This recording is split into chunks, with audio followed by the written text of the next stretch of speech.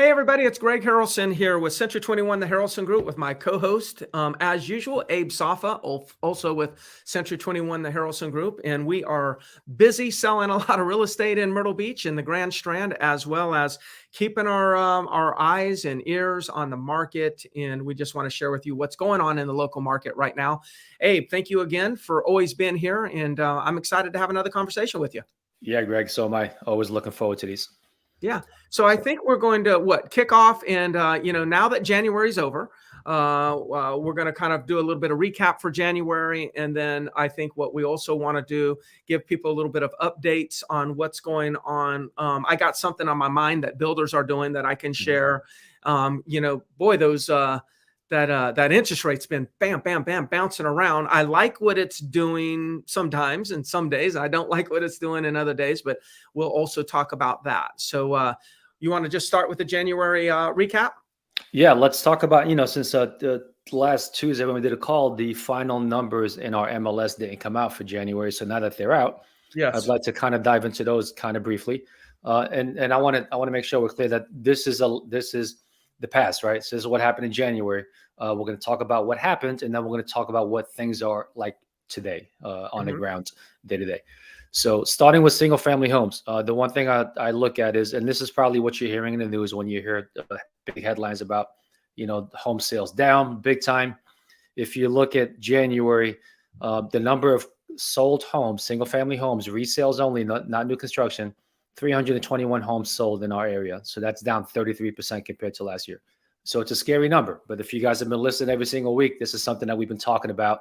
Expect these numbers. We told you to expect them November, December, January. Probably expect these February, March, maybe April before things start to level out. So number of closed sales for the month of January, single family homes down 33%. And Greg, at any time you want to hop in, just let me know. Otherwise, I'm just going to keep going through these numbers. No, I think it would be best, Abe, if you just go ahead and go through it. I'll chime in if I feel like I need to, but or if I have an idea. But I'm kind of going to wait for you to get through it, and then I think we'll go back in and dissect a little bit. Okay, perfect. Let me go ahead and share this chart. Let me remove this banner. Okay, and you'll see what I'm talking about here. So this is January numbers, and you see this is what you see in the news has been called the housing recession. This is when it's starting in the summertime. Right. And you see how it's just been down month after month, going down with the number of closed sales in single family homes. Now, if we look at condos, it's going to be very similar. You see, it's just a straight down shot, the number of closed sales. So this is something we expected. Number of condos sold in the month of January, 308, down 46% compared to last year. Okay. Can you quickly, I just don't know if you can, just see what it was for December? Yeah, December was 347. I don't know how much it was down. I can't remember, but it was somewhere in that ballpark. I want to say 30 to 40% range. So 347 closed in December. Could you show me November? Yeah, there's November 403. Yeah, interesting. And then there's go back October 441. Yeah. So 1, 2, 3, 4, 5 months in a row, just less and less and less. And the reason that is, I'm saying, or I wanted to look at that, is because we can analyze year over year numbers where we analyze this January compared to last January. And I'm saying this for the audience, not to tell you, hey, because you know this very well. So I like to look at two things. I like to say, okay, this January versus last January, yes, it's significantly down, like 46%. That's a huge downturn, right? But then I want to look at, well, what was last month and the month before? And if you look at okay, what they were last month, which you said it was what, 343?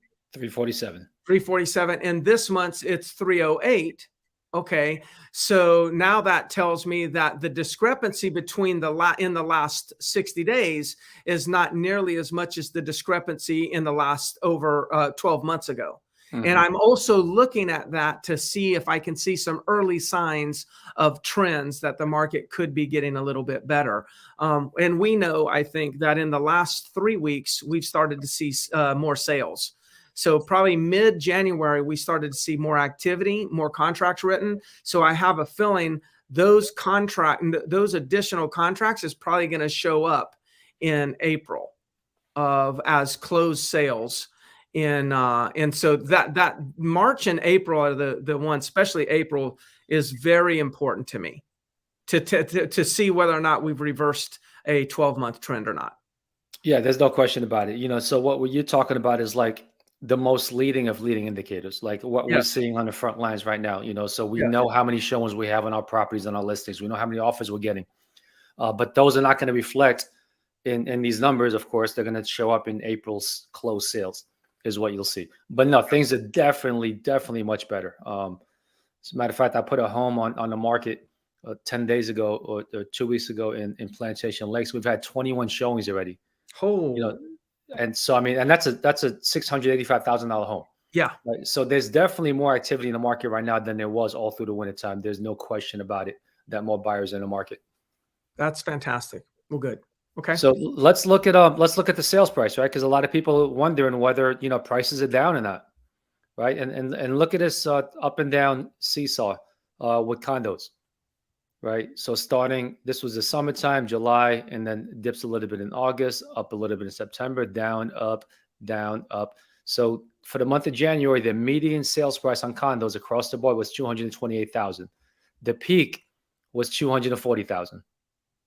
So overall, as a market, when it comes to condos, prices are down a little bit, but nothing like a lot of people were expecting. A big crash, a big drop in price. So a lot of condos right now, I'm actually getting higher prices. I know I've seen some of your pendings than we had in the summertime. And then there's some that are getting a little bit less. So depending on what you own, it's gonna differ based on the property. But the prices are still holding very strong. So, and again, a lot of you out there thinking, because we talk to a lot of condo owners out there, they think, oh, we missed the market. You really may not have missed it, right? There's still out there. It's still a pretty good market.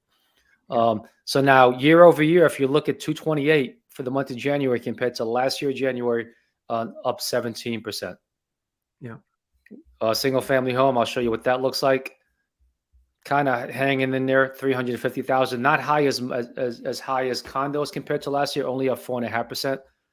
350, the peak, which was May of 2022, was 380. So down roughly 9%, somewhere in that ballpark. Yeah. It's interesting, for property owners that might be listening to this, you might be thinking, well, gosh, buyers, I mean, what are buyers saying? Are they even interested in buying? Are they worried about the market going down? We also have to remember this. A lot of times the buyers of property, especially homes down in the Grand Strand, they're selling a property in another market. And so their market are showing very similar trends. So, they may buy for a little bit less here, but they're selling for a little bit less there. It's kind of like almost like a mute point. It's like they get a little, they sell low and they buy low. Or if the market's going up here, why do people still buy? Because they're buying high, but they're selling high.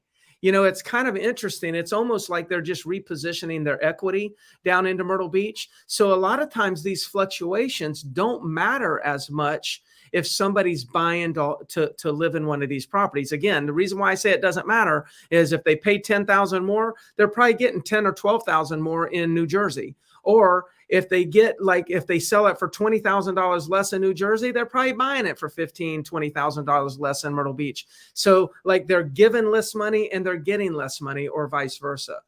So when we start to see little fluctuations like this, and I know maybe as an owner, you might be thinking, well, $15,000, that's a big fluctuation. Well, that's a normal fluctuation in a normal market. If we actually were experiencing a down market, we'd be seeing fluctuations much greater than $15,000, $20,000. We'd be seeing $60,000 and $70,000 fluctuations. And that's a little bit more painful for a lot of people. And those more extreme numbers is what kind of puts the market at a halt, or at least slows it down. Right now, we're kind of, in my short-term analysis, we're actually gaining steam again. There's no question about it. That's a great point, Greg. And I'll add one more thing. Keep in mind, we're in a housing recession, right, since the summertime. So we went through 6 of the slowest real estate months in a very, very long time. So to have that few buyers out there, number of closed sales being down 30, 40% every single month the last 4 or 5 months, and only lose that much in home value, I think is a great thing. Yeah. Yes. Yeah, this is a victory, Yeah, a no victory. question, no Yeah, question about it. And then inventory is still staying as low as it is. Home sellers are in great position right now. yeah. Great position. The Two more. Go ahead, Sorry, again. please. Yeah. I was going to say two quick numbers I want to look at real quick because I know we get a lot of questions on these. Is days on the market, single family homes. Look at what's happened to days on the market. It was all the way down to a median of 52. Now it's up to 79. Compared to last year, it was 18% increase on single family homes for days on the market. So homes are taking longer. You're not getting those quick sales in 1 or 2 days anymore. Not right now, but they're still selling. And then when you look at condos, very similar. Days on the market is 75, up 34% from last year. And the last thing I want to look at is percentage of list price, because that's an important number to look at. So right now for condos, 96.9%, down 3% compared to last year. You see, when we peaked, we just sat at 100 for a very long time. This is when the condo market got really hot and condos was just popping, and it's kind of been declining, month after month. And right now it's right at 96.9. Single family homes, it's 97.7. Yeah. Yeah, got it. So, a couple things back to the days on the market, Abe. Mhm. So, it is such an important number for us to continue to look at, because if we see that number get to say 120, 120 would be 4 months. If we see the days on market getting to 120, again, I don't have a crystal ball, but my experience tells me that's when we'll see owners starting to price their property a little bit more aggressively, Mhm. or agents and owners will agree to reduce their prices. So it's when we get to that average days on the market being around 4 months, 120 days, is when that's at the time where we'll really have to pay attention to pricing. No question. Yeah. Because there could be price reductions at that point. Now, I am not going to speculate that we're going to get there, because if anything, in another 30 or 60 days, we may see a slight little decrease in days on the market. That's possible. But if it was to continue to go up to 4 months, I think that's when we're going to be seeing that maybe prices start to come down as days on the market get up to that 120 days on the market, the 4-month average days on the market. That's something we'll have to continue to look at. The other thing that I wanted to mention is, again, I am completely giving you an opinion. As Abe and I try to make sure that we're always clear when we're giving an opinion versus when we're stating fact. All these charts are facts. This is going to be an opinion. Abe, I get so many sellers that are thinking, well, gosh, you know what? If I actually wait, will this market run up again and we'll experience another spike in prices, like, another 20% increase in prices? I'm an optimist, but I'm also a realist. I want it to happen like that for my sellers. But the reason why we don't believe I don't believe that it's going to happen like that, is because there's just no buyers. If the prices went up by another 20%, 15%, and interest rates are maintained where they are right now, which is around 6.2, 6.3 today, somewhere in that range, the real affordability, the affordability becomes the issue. It's not desire, it's not willingness or desire and wanting to buy. It's the affordability issue. So there is a point where, I think we could go up a little bit, but I would just speculate to say it's likely that we're kind of towards the top, but we may see a little bit higher high or a little bit lower low, but we're probably going to be normalized here. If anything, it could go down a little bit, but I don't see it spiking aggressively up. If it does spike aggressively up, my opinion is the Feds are going to raise those interest rates even higher, the Fed rate, and then that'll affect mortgage rates to kind of cool it off. So just for those of you that are sitting on the sidelines thinking that there's a whole bunch of money to be made in the next 6 months, I don't know that the numbers are showing that. Yeah. Well, one important thing to note on the days on the market, Greg, if you live outside this market and you see, like, the national average right now is 28 days, 27, 28 days. So ours is 75 to 79 days. So it's high, but it's always been high. Yes. Like, if I go, so for us, 79 is actually a good number. If I show you what it was in the past, I mean, look, it's always been, it's hovered in the 150s, 160s. It's always been up in this area, always been above 120. And I do agree with you, Greg, that if it got to 120, I think we can see that's a big softening in this market. Going, this is opinion again. I don't see us going there. I really Yeah. don't. Yeah. I think we could be going down. I think in 2 months, we're probably going to show a lower number. But, I think we're going to show less days on the market in the next 2 months. I'm hoping for that.